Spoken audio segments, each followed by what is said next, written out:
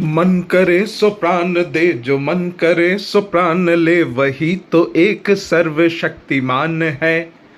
कृष्ण की पुकार है, ये भागवत का सार है कि युद्ध ही तो वीर का प्रमाण है। कौरवों की भीड़ हो या पांडवों का नीर हो, जो लड़ सका है वही तो महान है। जीत की हवस नहीं, किसी पे कोई वश नहीं, क्या जिंदगी है ठोकरों पे मार दो। मौत अंत है नहीं तो मौत से भी क्यों डरे, ये जाके आसमान में दहाड़ दो। राधे राधे दोस्तों, आज जो मैंने आपको गीत सुनाई है ये आपके लिए सुनाई है। कोशिश करने वालों की हार नहीं होती, आदमी हारता तब है जब वह मन से हार स्वीकार कर लेता है। आपको मेडल के लिए नहीं लड़ना है, आपको अपनी ज़िंदगी सर्वाइवल के लिए लड़ना है। विजिलेंस ट्रैप केस आपके और आपके परिवार की मान सम्मान की लड़ाई है।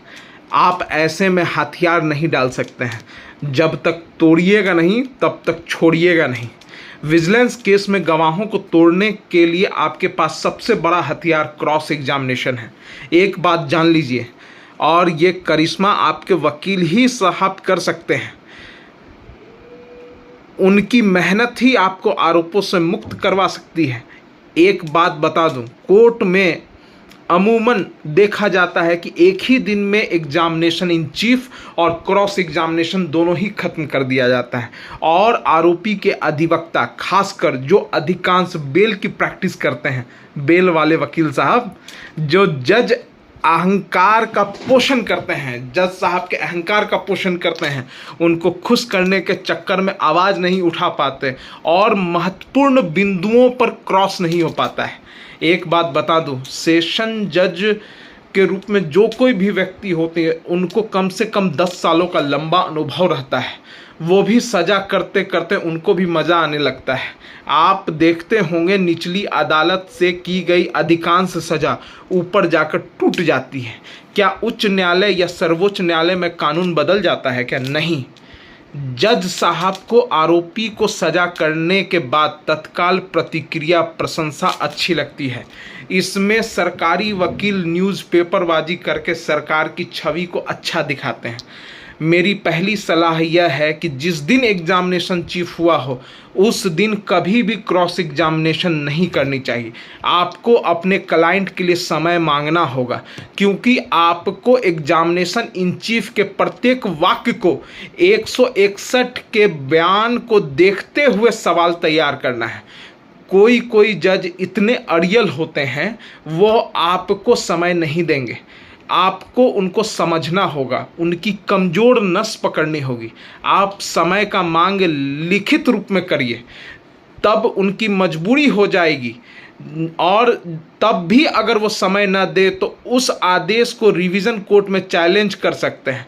आप आवेदन में यह बात जरूर लिखिएगा कि एग्जामिनेशन इन चीफ में सर्टिफाइड कॉपी निकलने में कुछ दिन का समय लगेगा और गवाह महत्वपूर्ण है, इसलिए उसके क्रॉस एग्जामिनेशन के लिए उचित समय की आवश्यकता है। और तो और एक मानवीय क्षमता के बाहर है कि एक दिन में क्रॉस एग्जामिनेशन खत्म किया जा सके। साथ ही आरोपी का संवैधानिक अधिकार है कि वह क्रॉस एग्जामिनेशन के लिए यथा उचित समय उसको मिला जाए। आपको कोर्ट जरूर समय देगी। आजकल जज साहब बहुत कुछ बोलते हैं लेकिन आदेश फलक में लिखने से डरते हैं। इसलिए आपको जहां लगे कि जज साहब आपकी सही बात को नहीं लिखेंगे, तुरंत लिखितम में आवेदन दीजिए। कुछ जज साहब से सरकारी वकील की भूमिका खुद निभाने लगते हैं, मानो वहाँ स्टेट के वकील नहीं मौजूद हों। जज साहब खुद सरकार की ओर से पैरवी करने लगते हैं। इसलिए आपको बहुत सतर्कता के साथ चलनी है। क्रॉस एग्जामिनेशन के दौरान एक अधिवक्ता पर बहुत ही मानसिक दबाव भी रहता है। एक तरफ जज साहब का, दूसरी ओर सरकारी वकील के विरोध का, तीसरा गवाह के व्यक्तित्व का, चौथा न्यायालय में उपस्थित लोगों का। इन सभी के ऊपर उठाकर आपको, उन सभी से ऊपर उठकर आपको क्रॉस एग्जामिनेशन करना है। ये चीज़ अनुभव से आती है। आपको इन मानसिक दबावों को कम करने के लिए सारे सवाल को लिख कर तैयार करना होगा ताकि आप सवाल को भूल नहीं सकें। एक बात बता दूं, कई जज आपको कंफर्टेबल नहीं होने देंगे क्योंकि वो जानते हैं वकील कंफर्टेबल हो गया तो वो कंफर्टेबल नहीं रहेंगे। यह वास्तविक दांव पेच है। ये दुनिया के किसी किताब में लिखा नहीं मिलेगा। आपको खुद अनुभव से सीखना होगा। आपको क्रॉस एग्जामिनेशन में सवाल पूछने से ज़्यादा इस बात का ख्याल रखना होगा कि गवाह से कौन से सवाल नहीं पूछने हैं। जैसे शिकायतकर्ता ने एग्जामिनेशन इन चीफ में date, time, place of occurrence का उल्लेख नहीं किया। ऐसे में अगर आप गवाह से पूछेंगे कि घटना की तिथि, समय और स्थान क्या है तो वह बात तुरंत बोल देगा। आपने कमजोर प्रोसिक्यूशन में अपनी गलती से प्राण फूंक दिया। आपको ऐसी स्थिति में प्रश्न करना चाहिए था कि क्या आपने अपने एग्जामिनेशन इन चीफ के दौरान घटना की तिथि और समय और स्थान का उल्लेख किया है या कोर्ट को बताया है। इस सवाल से नए फैक्ट नहीं आ पाएंगे और मजबूरन उसको यह बोलना होगा, नहीं, मैंने एग्जामिनेशन इन चीफ में इन तीनों बातों का उल्लेख नहीं किया है। इससे यह होगा कि 162 सीआरपीसी के अंतर्गत दी गई स्पष्टीकरण के अंतर्गत ओमिशन का, लोप का आपको लाभ मिल जाएगा जो इक्विवेलेंट टू कंट्राडिक्शन है। सिविल कोर्ट रूल्स के अंतर्गत अभियोजन को क्रोनोलॉजिकल ऑर्डर में एग्जामिनेशन चीफ को करवानी होती है। जैसे कहानी की शुरुआत होती है, बच्चा जन्म लेता है, बड़ा होता है, उसकी शादी होता है, उसी के कालक्रम के अनुसार वो घटना को बताता है।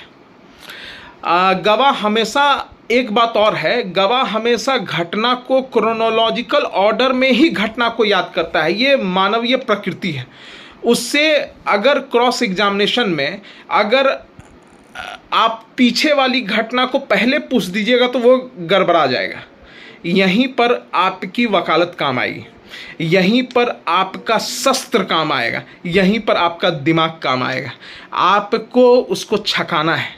आपको वो प्रश्न पहले पूछने हैं जो उसने नहीं याद किए हैं या उसने बाद के क्रम में याद किए थे ताकि वो गलत उत्तर दे। अब आपको इस बात को मैं बता दूं कि क्रॉस एग्जामिनेशन में एक अधिवक्ता को काफ़ी सारी छूट मिली हुई होती है, उसको अधिकार मिला होता है, जैसे लीडिंग क्वेश्चन। इन सब चीज़ों का आपको लाभ उठाना है। सबसे कठिन परीक्षा पुलिस की होती है क्योंकि वो अनुभवी गवाह होते हैं। वो कई बार कोर्ट में कई गवाही से गुजरे होते हैं, इसलिए उनको एक्सपीरियंस अच्छा होता है। उनसे कभी भी आईपीसी से संबंधित सवाल मत पूछिए। वो रटन तोता की तरह आईपीसी को याद करते हैं। उनसे अगर सवाल पूछना है तो पुलिस मैनुअल और सीआरपीसी से पूछिए। तो कहा जाता है कि आपको ट्रेनिंग में सिखाई गई है, लेकिन कोई पुलिस वाला जल्दी उसको याद नहीं कर पाता है। आप उससे सवाल पूछिएगा तो वो गड़बड़ा जाएगा। और मैं आपको 100% बता देता हूँ कि आज तक जितने भी इन्वेस्टिगेशन हुए हैं, उन सभी इन्वेस्टिगेशन में पुलिस ने पुलिस मैनुअल का उल्लंघन किया ही किया है। साथ में एक चीज़ और बता दूँ, पुलिस मैनुअल में एफएसएल के लिए भी कुछ महत्वपूर्ण प्रावधान दिए गए हैं जिसका ज्ञान, नॉलेज एफएसएल वालों को भी नहीं होता है, जिसका लाभ आप क्रॉस एग्जामिनेशन में उठा सकते हैं। एक बात और बता दूं, क्रॉस एग्जामिनेशन के लिए कुछ टूल्स हैं। जिस प्रकार एक चित्रकार के लिए पेंट और ब्रश, एक मूर्तिकार के लिए छेनी और हथौड़ी, उसी प्रकार एक अधिवक्ता के लिए क्रॉस एग्जामिनेशन के लिए कुछ टूल्स हैं। पहला टूल क्या है? ओमिशन को दिखाना। दूसरा क्या है? कॉन्फ्रंट करवाना। तीसरा क्या है? कंट्राडिक्शन करवाना। और चौथा है आपको सजेशन देना। इन सभी बिंदुओं पर मैं अलग अलग करके वीडियो बनाऊंगा। इस एक वीडियो में इसको समझा पाना, इसकी व्याख्या करना मेरे अनुसार गलत होगा। एक नियम मैं बता दे रहा हूँ, 5 नियम है। एक्चुअली में 5 प्रक्रिया है किसी भी क्रॉस एग्जामिनेशन के दौरान आपको क्या क्या करना है। सबसे पहले जो भी विटनेस है उसके लिए लक्ष्य निर्धारित करिए, गोल, कि भाई इस विटनेस को से क्या निकलवाना है और क्या निकलवाने से ये इस विटनेस की गवाही को ख़त्म किया जा सकता है। दूसरा, गवाहों के लिए अपने प्रश्नों की संरचना लिखित रूप में करिए। कभी भी दिमाग में बना करके कर लिया नहीं हो सकता है।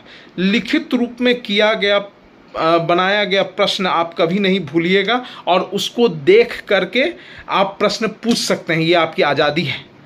रणनीतिक रूप से रचनात्मक और निर्णायक क्रॉस एग्जामिनेशन का उपयोग करें। तीसरा, और असहयोगी गवाह के साथ शांत भी रहे और उससे उद्दंडता के साथ भी व्यवहार करें, उसकी कोर्ट से परमिशन लेते हुए, क्योंकि अगर आप बहुत सीधे बने रहिएगा तो आपको जीत हासिल नहीं होगी। अगर कोई उद्दंड है, कोई बदमाश है, तो उसके साथ उसी तरह का व्यवहार होना चाहिए। गवाही के दौरान भी कुछ ऐसे सवाल होने चाहिए जिससे उसको मिर्च लगे, लेकिन आपको अपनी सीमा रेखा को याद रखनी है। इसी के साथ मैं इजाज़त चाहता हूँ। आपका लाइक और सब्सक्राइब करना मुझे प्रोत्साहित करता है। नमस्कार।